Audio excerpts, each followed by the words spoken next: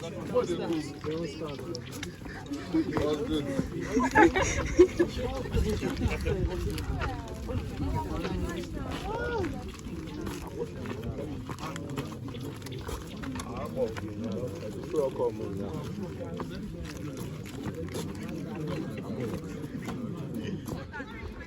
you guys.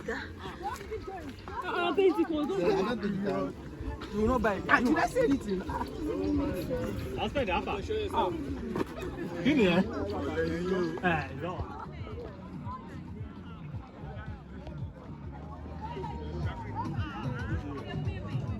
Hello guys, welcome to my YouTube channel at Mara's Talk. So today I'm here to hike once again with some of my friends home on heels. Guys, they're always talking about Black Lives Matter, using the hashtags Black Lives Matter, racism and discrimination and all of that. And when things happen in first world countries, we're always the first, Africans, Nigerians, we're always the first to champion it. Oh, stop killing the blacks, stop killing the blacks. But then we're killing ourselves in Nigeria. Like every little thing, every disagreement, we want to kill, we want to burn down churches, we want to burn people to death. Like little issues that we can talk about, like we can tackle as people, humans. We don't do that. We just want to kill, want to resort to violence. So guys, I'm going to be asking random people questions regarding things like this. Why are Nigerians hypocritical? Like, why are they hypocrites? Why are they preaching something and then doing something totally different from what they are preaching? We hear about George Floyd. Yeah, I actually wrote about George Floyd when the whole issue or incident happened. We all talked about it, Black Lives Matter. But then, is it that Black lives do not matter here in Nigeria? Is it that we don't respect the lives of people here? That we can kill people over little things? We're always hating, we're always angry, we are bitter. And I think we need to curb these issues, and that is why I want to hear the opinions of the different people here with me at this hike location. Thank you guys, and stay tuned and listen to the opinions of people. Cheers!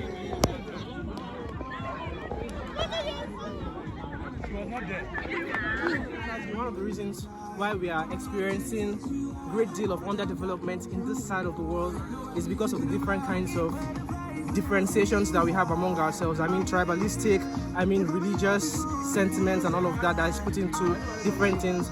I come from here, I come from there, I am Yoruba man, I'm an Igbo man, and all of that thing is causing a lot of division. And there's a saying that says, together we stand, divided we fall, yeah?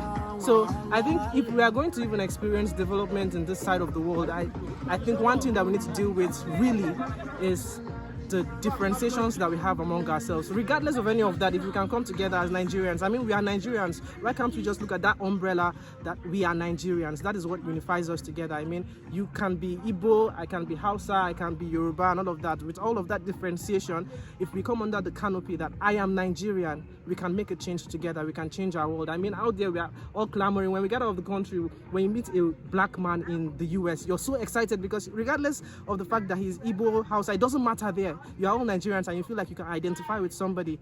Why can't we identify with ourselves here and forget about the differentiations? If we can together stand over there, we can stand here and then cause a change. Thank you very much. When you consider the hypocrisy, I think the first thing that comes to mind is like, I think by nature humans are hypocritical. I mean, we say one thing then tend to do another thing. I think it just stems from the most part that we just talk without really experiencing it. Then when we experience it, we see that talk is cheap. So I will just say, when you now think about the fact that people we say one thing and we do another thing, then you kind of have to consider selection bias. Like, which group exactly are we saying does one thing and which group does another thing? I think if you consider Nigerian, especially when you consider our illiteracy rate, I would say, I mean, this just off the top of my head, I would say like around maybe 10% are literate when you consider even the remote areas. So these 10% people that are literate own, like, should I say, 90% of the internet. So when we hear 90%, essentially 90% of the information we pick up from the internet comes from just a small selection of the people. But when you look at people that are actually doing things, it is the 90% that are not literate. So ultimately we hear from the 10%, but the 90% are the people acting. So I think that kind of covers my opinion on why it seems like we are saying something and why we are doing another thing. So I wouldn't really say we are saying something and doing another thing. I'll just say the minority are saying something good and the majority are doing something bad. But we are hearing from the minority. The majority of the noise is coming from the minority. Nigeria wasn't so religious, a lot of things would be better. I say this because we have different misconceptions about what religion is. I mean, you see someone who think they have to fight for their God, you know, they have to kill the next person, you know, to prove a point that their religion is superior to the other. And it is weird because ultimately we are praying to the same God, yeah? So I don't understand why there has to be this battle on earth. I have to kill the next person to feel like my religion is better than the next. So I feel like this is one of the reasons why Nigerians are always out to kill themselves. When we go on the internet, if we hear the issue of George Floyd, we are the first people to trend it all over Twitter. Black lives matter, Black lives matter. And then your next door neighbor, you are killing the person because they don't believe in your religion. It's crazy. Second thing I think is the reason why Nigerians do that is this. You know, there's so much poverty on the land. And our politicians know this and they've weaponized that. You know, they deliberately, so there's no middle class anymore, you know, there's either the rich or the poor. So in election times like this, a politician could give someone 5k, 10k and tell them to go kill the next person. And they will because he's hungry. You know, so I think poverty contributes to that too, because if there wasn't so much poverty, I don't think people would take those kind of ridiculous amount to go kill the next person. So I think it's a call for most of us to do better. Yeah, it's one thing for us to talk about Black Lives Matter elsewhere because we want to belong so bad. But then it is for us also to practice it and understand that the next person matters, and then it takes the unity of every one of us to rise forward. Thank you. I think the reason why we are sort of preaching what we are not doing is because the ethnic divide here is politically motivated. Okay, you have a situation where our leaders, they have their goons here and there, you know, sparking up violence in different areas, so they can leverage it to manipulate the masses for their political gains. So I think our problem here is mostly political, which is as a result of selfishness and the greed of the few, just so they could continue to hold on to power. So they spark that divide here and there, okay, so that there is killing, there is destruction of properties here and there, and then people are scared. And then when you are scared, you would not want to speak out against certain ills in society because you feel your life is not safe. So because of that that divide and that political manipulation here and there, you just see the killings. They keep going on and on and on because even the security, they are in on it. So there is nobody, somebody is causing violence, sparking violence, and there's no security to deal with the physical violence, you see. I would like to start off with practice what you preach. Because we Black people, we are so quick to say, because of our color, we are so quick to say racism. Because you're a white person, I'm a black person, and I see you discriminating me. But here in Nigeria, we're all one, same father or motherland. So, and still we see ourselves killing each other. So I would say racism is not really just about color. Sometimes it's your faith, your religion, your belief, your tribe. Because you are an Igbo person and I'm from the northern part, you don't believe in what I believe, and I see that as a reason to kill you because you don't. So it's not just about the color. Yeah. That's what I would say. Just like what is happening in Sokoto State now, like this. You see, like killing people and burning houses. What is the cause? They say a lady spoke him in a group chat and they went to kill her. After killing her, what did they start doing? You just crisis. Is it a group? You're black and black. You kill me because of your religion. Is it, are you fighting for God? From our own opinion, Nigerians, we don't like ourselves. That's why people treat us bad. When you say Black Lives Matters, the African folks usually support the white folks, though black, when doing their whole protest for the whole Black Lives Matters stuff. And now, back to Africa, we are all blacks, yes. So what's the problem? Just one thing, religious difference. Now, I feel that if we actually can take it back, before our colonial masters and probably before the coming of religions, different religions in Nigeria, we were just traditionalists. Life was simple and easy. Do you understand? But now religion has actually, I'll put it like religion has actually created so much issues among us, especially the blacks. Africans are very religious. We don't take note of, in fact, we don't develop ourselves in any way. All we want to do is just practice religion. The white man brought religion to us, but them, they barely practice the religion as much as we do. They are not fanatics like us. Here, our leaders use religion to cage us, and then we fight among ourselves, kill ourselves for virtually nothing, just religious difference. Hey, you're a Muslim, I'm a Christian, and that's a problem. We cannot be brothers, we cannot talk. Or maybe we can actually cohabit if we are working in the same office. After that, trust me, if there is a way I can betray you, you just say one wrong thing about my religion, and I can actually plot or make sure I have people that are ready to kill you. The love is not there. There's no love. I think The fact that you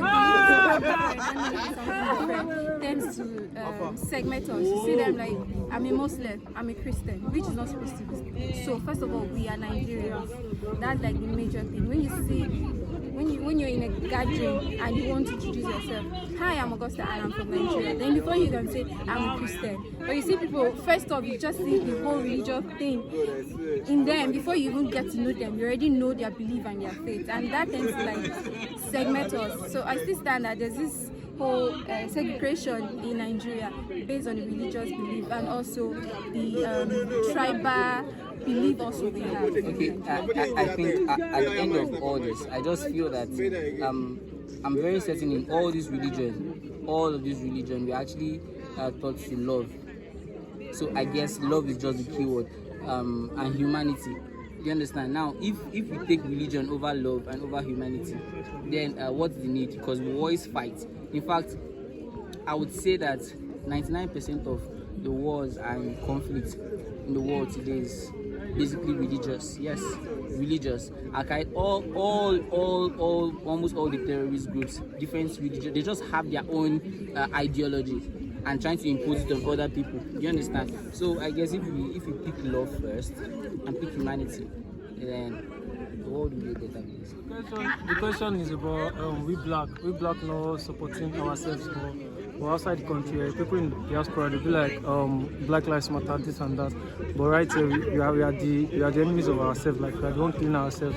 So I think the problem is just that we, the motherland, we ourselves, we are not ready to come together and probably make peace with each other, because I see no reason why we as a country should be probably fighting against each other here, and see no reason why we'll be fighting for people outside the country and be like, probably when the White Army should remember the time of George Floyd and they'll be like, people in Nigeria were clamoring for Black Lives Matter. But yeah, when anything like that happens, we'll just be like, fuck it, I'm not there. Probably something's happening in Kanona or Sokoto and in Lagos, you'll be like, fine, it's not my business because they are not there, or probably none of your family members are there. So I feel probably we as a whole, we Nigerians, we need to probably do better and probably seek for more knowledge and probably try and work together. That way we'll be able to probably fight for what is right and fight for what should be able to.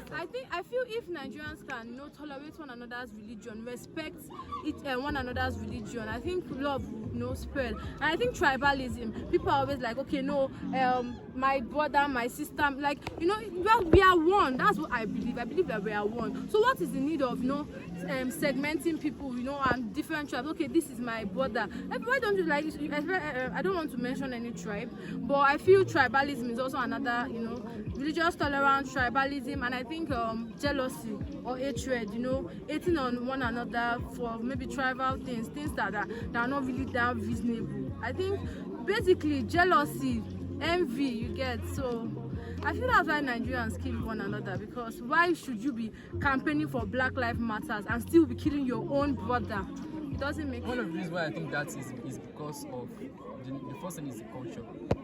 We have different cultures in Nigeria, and say Igbo, Hausa, Yoruba, and you hear your parents tell you that even while you were a kid, they will tell you that you should not marry anybody outside of your tribe or your ethnic group. So that already is a problem, because normally children don't want to go against their parents. You understand? So that's a big factor. Then even the culture itself, what they teach their people, you see it in politics, you see it in every other places. The other factor I think is religion. Because we have different tribes in Nigeria, like different religion in Nigeria. It's not only Christian and outside, a lot of other things. So, like, you hear people telling themselves that, okay, me, I'm a Christian. I cannot marry someone that is not a Christian. So I cannot marry someone that is doing Ifa. So stuff like that. I feel like that's the reason why that is happening. And over the years, the generations that we have, they've been passing the stuff from one generation to the other, so it just continues, and now it's become a very big thing that it's kind of hard to eradicate? Personally, for me, I feel like we are going to be the change we're looking for this generation, right? Because people that have come before us have had a lot of religion, culture that's eaten into them a lot, like a whole lot. So you hear something like the Yorubas want to engage with the Igbos, or the Hausas are not in good terms with the Igbos. I mean, culture are just eating too deep into us, and we don't know how to separate culture from like real life stuff, right? So once something happens to an Igbo man, I'm an Igbo person, so once something happens to me, I try to look for who did that thing to that person, and then if I find out that it's a Yoruba person, the next Yoruba person I want to make contact with has to like be dealt with because of what the other person did. It doesn't really make any sense, right? We're humans, we should treat ourselves as one. So if somebody does something, just like, I mean, trash it out with that person and let it end there. Like, you don't have to put culture into everything, you don't have to put religion into anything. People go down to just burn churches just because of one little incident that happened with a Muslim or something, right? It doesn't make any sense. I think some other Christians should do it, and they don't do it with the violence, but I mean, words of mouth will matter, right? So you don't just do anything anyhow. Actions, words, they do a long thing, they go a long way, right? So we have to like watch our religion and culture has eaten into us. And I think we as younger generations, I mean, we can correct this, right? I mean, we can actually make this change by ourselves. Let's leave our parents, let's leave the older generation. That has happened to them. We really cannot change anything happening to them anymore. Their own time has gone. So let's make the change from ourselves, right? Let's interact with people. Let's mingle with people that, I mean, are of different backgrounds, different culture, different religions, and let's try to live together in harmony and peace. I mean, that's the definition of peace, where you can have, I mean, you can be relaxed with another person from another side and all, and nothing, you won't be scared of anything, right? So that. Okay, in Nigeria, we say Black Lives Matter. We join the Western world and every other person to propagate Black Lives Matter. But in our country, it's different. Why? I'll point out two things: greed and fanaticism. Greed in the sense that some elites deceive others with different words, different things, just to propagate their greedy, selfish interests. And those people, without properly analyzing those things, can go ahead and carry out a whole lot of bullshit. For example, a Hausa man or a Northerner will stand up and fight and kill somebody from the west or the south, believing they are not the same, but they forget that we are one Nigeria and we're all black. Why? Because somebody has twisted them to believe these people that are Christians or that are not in our area of the country are against us. We're not supposed to be together. Another one, the Southeasterner will tell you he's not a Nigerian. Why? Because somebody that wants to be in power and also enjoy the wealth of the country for his own personal pocket will see them and say, we are being cheated. So they will all stand up and start fighting, causing chaos in the country. And we still sing Black Lives Matter. Fanatism. They're all entwined. Everybody in Nigeria takes whatever he does to an extreme. We have religious fanatics. We have social fanatics. We have tribalistic fanatics. Imagine in Nigeria where they say the lingua franca is English. You go to a particular region in the country, and the first thing the person is addressing you is his own native language. You don't know me from anywhere, you don't know what I speak. And you're addressing me in a language. And when I speak up, you tell me you're supposed to understand now you are in this land. For God's sake, that's fanatism.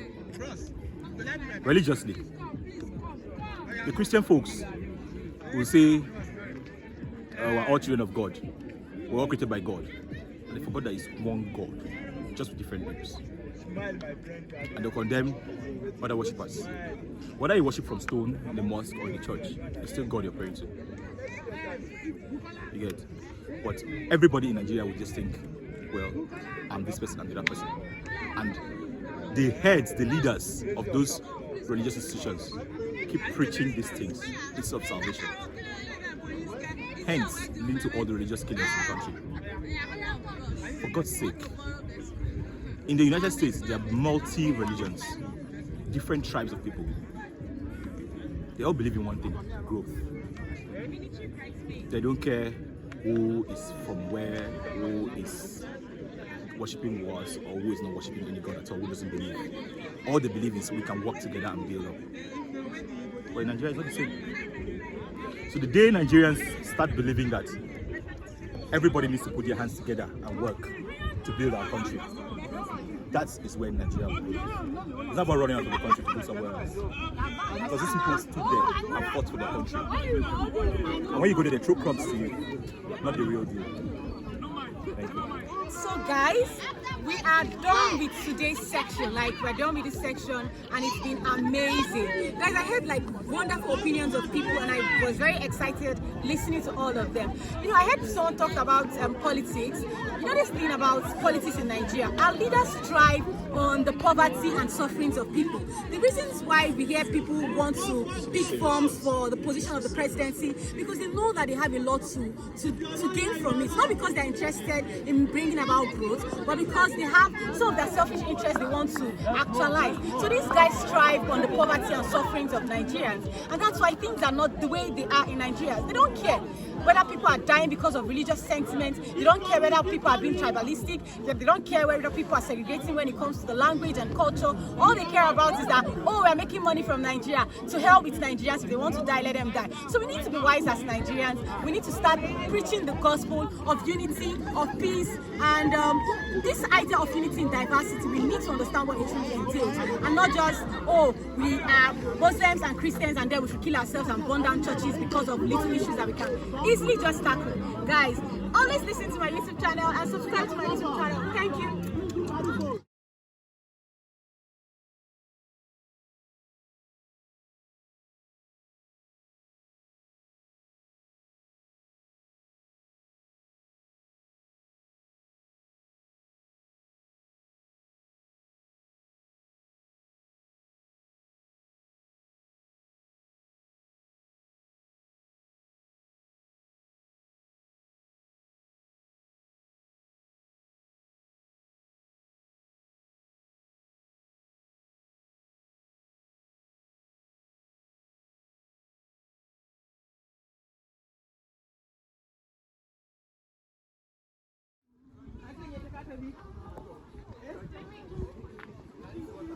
The rain is